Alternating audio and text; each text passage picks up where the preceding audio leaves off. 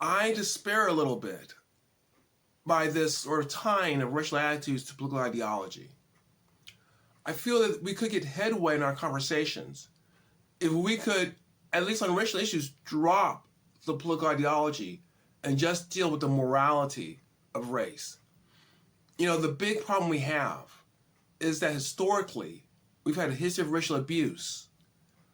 But today, and thankfully, a lot of those mechanisms have gone away so that we don't have overt racism the way we used to have. What do we do with that? To me, that's a big moral question. Questions of justice, of historical justice, questions of equality.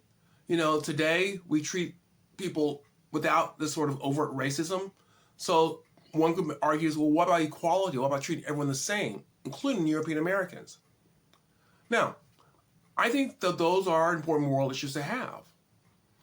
And if we could struggle on that level, just talking about how do we deal with our reality in a moral sense, in a sense of justice, in a sense where we hear everyone out, we could get there. I believe we could get there.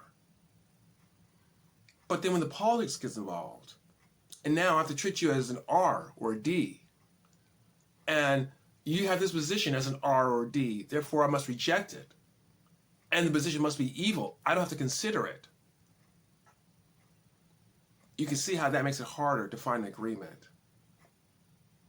So while I rejoice that we're not looking at race in the way that we did 30, 40 years ago, we've attached this political ideology to our race, to our racial issues, and it makes it more unlikely we're going to find agreement and move forward